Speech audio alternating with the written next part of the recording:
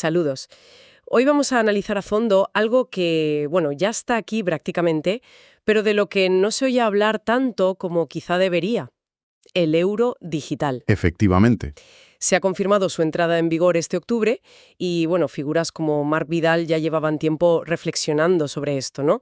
Señalando pros, contras. Sí, hace tiempo que se viene comentando. Y es curioso, ¿verdad? El poco ruido mediático para algo que podría cambiar bastante las reglas del juego en la economía europea y, bueno, global. Totalmente. La gran pregunta que tenemos sobre la mesa y que las fuentes que manejamos intentan responder ¿es esto una simple modernización, una nueva era financiera?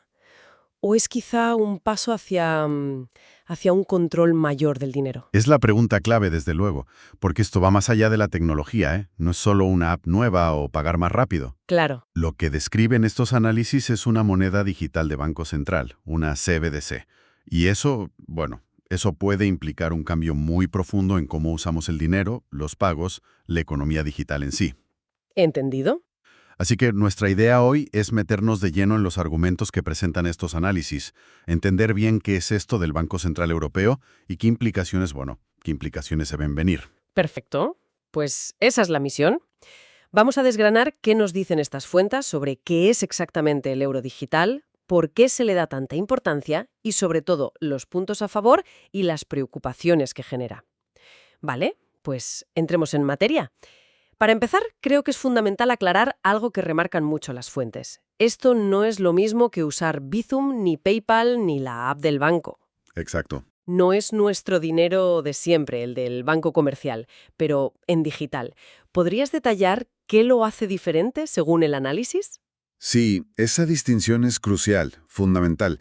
El euro digital, tal como se define en los documentos, sería dinero público digital. Dinero público digital. Eso es. O sea, una deuda directa del Banco Central Europeo hacia quien lo tenga. Parecido a un billete físico, en concepto, pero claro, en formato electrónico. Vale. No es dinero creado por bancos comerciales como el que tenemos ahora en la cuenta corriente. Lo emite y respalda directamente el BCE. Esa es la diferencia clave. Es dinero de banco central, no de banco comercial. Entendido. Dinero público digital respaldado por el BCE. Y según estos análisis, ¿cuál es el objetivo principal? ¿Qué problema se supone que viene a resolver? Pues mira, el propósito central que se destaca es como doble.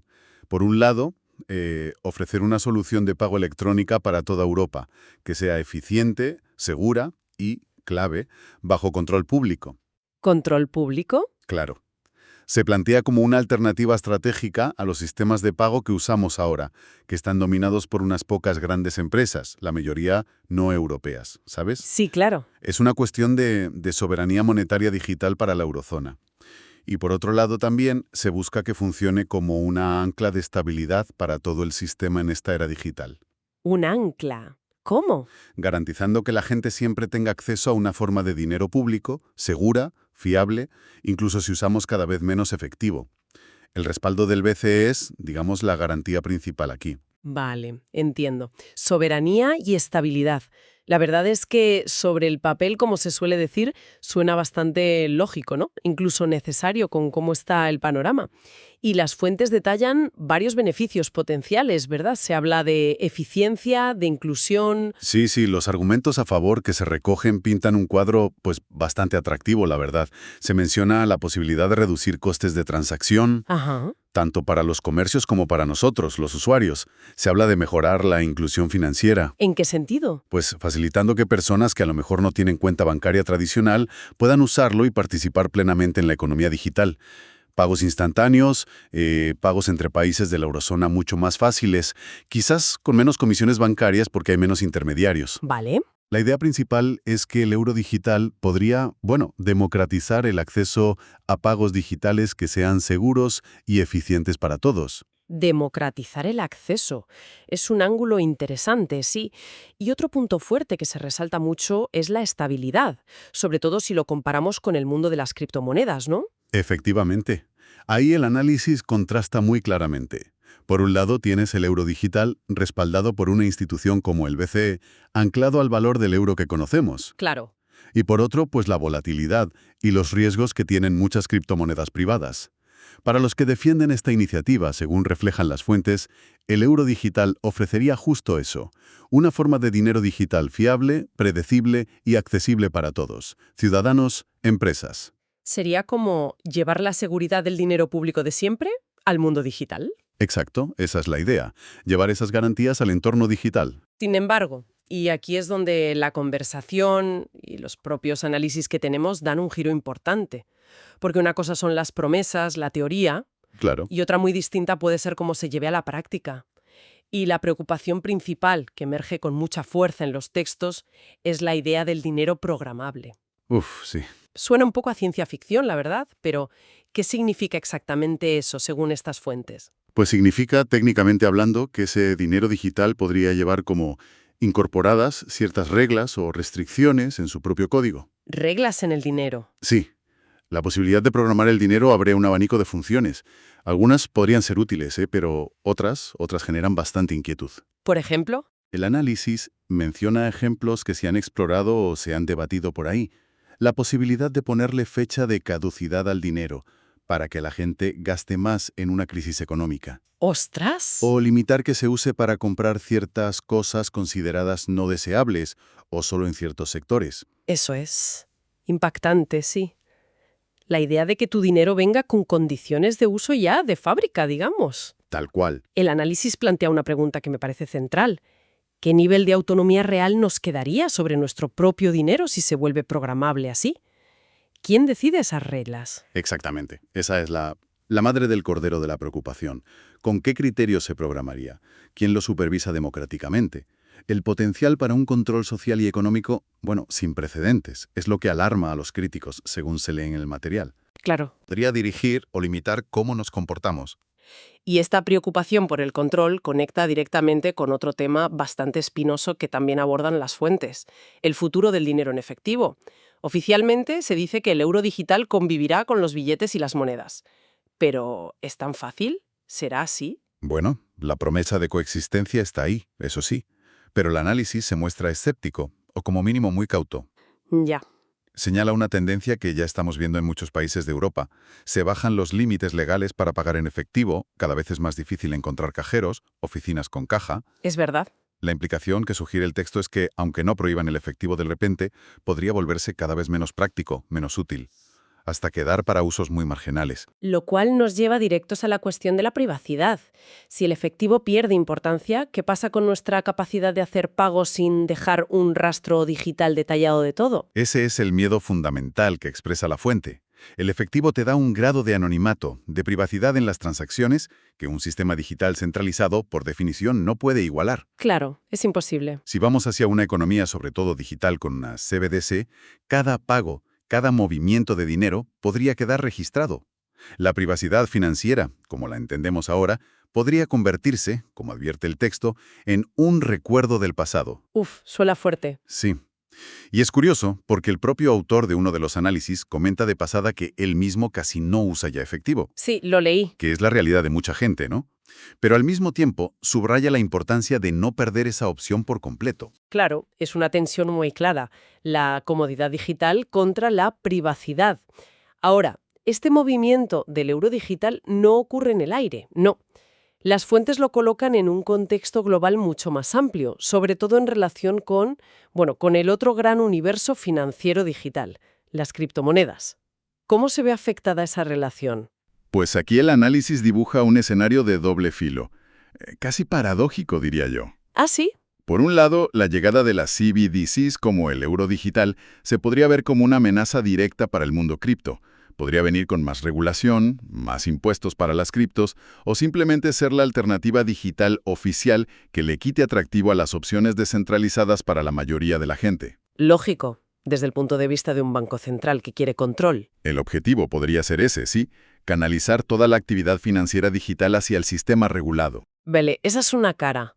Pero ¿cuál es la otra cara de la moneda que menciona el análisis? La otra cara es que si el euro digital se implementa de una forma que la gente perciba como demasiado controladora o que invade mucho la privacidad, pues podría pasar justo lo contrario. ¿El qué? que empuje a más gente y empresas a buscar refugio justo en alternativas descentralizadas como Bitcoin u otras criptos, que prometen más autonomía y resistencia a la censura. Anda. Es una dinámica que se ha visto otras veces. Cuanto más intentas controlar el flujo de dinero, más listas se vuelven las formas de saltarse ese control. Así que, irónicamente, un euro digital muy restrictivo podría acabar dando más argumentos a favor de ciertas criptomonedas. Fascinante esa dualidad, la verdad. Y esto nos conecta ya directamente con la dimensión geopolítica que el texto llega a calificar como una guerra económica mundial. ¿Cómo encaja el euro digital en ese tablero global? Pues sí, si conectamos esto con el panorama general, el análisis sitúa al euro digital como la respuesta de Europa en una competición mundial por definir cómo será el dinero del futuro. Y claro, la influencia económica que conlleva. La respuesta europea a otros movimientos. Exacto. China, por ejemplo, ya está muy avanzada con su yuan digital, el eCNY. Las fuentes lo describen no solo como una forma de modernizar los pagos allí, sino también como un posible instrumento para internacionalizar su moneda, para saltarse sanciones y para ejercer un mayor control financiero sobre su población y, ojo, potencialmente sobre otros países que adopten su sistema. Tela. Y en el otro lado, Estados Unidos. ¿Qué dice el análisis? Con más calma. Lo interesante es que el análisis menciona una idea que ha circulado en algunos círculos políticos de allí, vinculada en el texto a una posible vuelta de Trump. ¿Qué idea? La de que Estados Unidos cree una reserva estratégica de Bitcoin. ¿Una reserva de Bitcoin? Sí, eso sería un giro, copernicano, porque implicaría reconocer a Bitcoin no solo como un activo para especular, sino como algo con valor estratégico para el país. Quizás como una reserva de valor alternativa o una herramienta más en esta competición monetaria mundial. Entonces, ¿estamos hablando de una pugna global en toda regla? Donde las CBDC y las criptomonedas son como las nuevas armas o herramientas estratégicas. Europa con el euro digital, China con el ICNY y Estados Unidos explorando vías, incluso mirando a Bitcoin. Exactamente. El lanzamiento del euro digital no es solo un tema tecnológico o económico interno para Europa.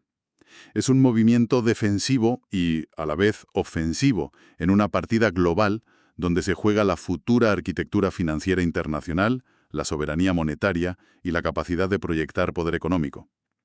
Cada bloque está moviendo sus fichas, claramente. Queda claro el panorama, ¿sí? Si intentamos sintetizar un poco la visión que transmiten las fuentes sobre este cambio tan monumental, el dinero está cambiando, está mutando. Sin duda.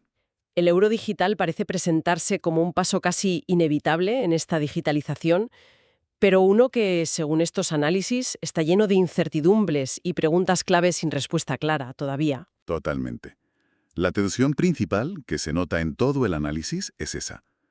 ¿Qué van a pesar más los beneficios que se prometen de eficiencia, inclusión, modernización? ¿O al final va a dominar el potencial de control, de vigilancia, de restricción de la libertad financiera?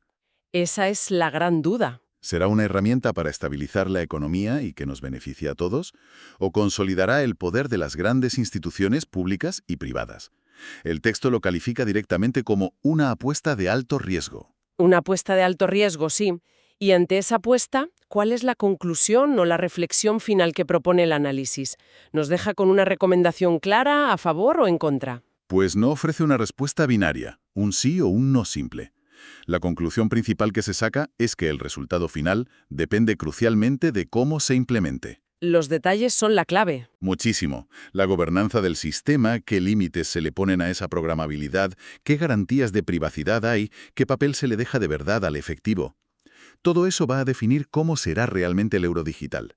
Por eso, más que tomar una postura cerrada ahora mismo, el análisis invita a una reflexión más profunda como sociedad. Una reflexión sobre ¿qué exactamente? Sobre qué valoramos más, en el fondo. ¿Queremos una sociedad donde lo más importante sea la eficiencia y poder seguir el rastro de todo, aunque perdamos privacidad y autonomía? ¿O estamos dispuestos a aceptar quizá un poco menos de eficiencia digital para mantener espacios de libertad financiera individual? Es una pregunta complicada. Desde luego, el análisis subraya que no hay respuestas fáciles y que todas las opiniones son legítimas y necesarias en este debate. Nos obliga a preguntarnos qué tipo de futuro financiero y, al final, qué tipo de sociedad queremos construir en esta nueva era digital. Entendido. Entonces, recapitulando un poco lo que hemos explorado a partir de las fuentes. Tenemos la llegada del euro digital, esta CBDC del BCE, con esas promesas de modernizar los pagos, fortalecer la soberanía europea. Ajá. Pero, al mismo tiempo, surgen preocupaciones muy serias sobre el control programable del dinero y el posible declive del efectivo, lo que podría amenazar la privacidad financiera tal como la conocemos. Exacto. Y todo esto, como decíamos, enmarcado en una competición global donde las divisas digitales y las criptomonedas son piezas clave en el tablero geopolítico. Exacto. El análisis que hemos desgranado hoy nos deja con la certeza de que estamos viviendo una transformación muy profunda de algo tan básico como el dinero. Sí, eso parece claro. Y sea cual sea el destino final del euro digital, su sola propuesta ya nos obliga a enfrentarnos a preguntas esenciales. Y quizá la reflexión final más provocadora que nos deja este material es esta. A medida que el dinero se digitaliza, se vuelve potencialmente programable y se mezcla cada vez más con nuestra identidad digital, ¿cómo va a cambiar nuestra relación psicológica y social con él? Buena pregunta. ¿Qué nuevas formas de poder o de dependencia o incluso de libertad podrían surgir de esta transformación tan radical del medio que usamos para valorar e intercambiar casi todo en nuestras vidas? Es una pregunta abierta, claro, y las respuestas pues las iremos descubriendo en los próximos años.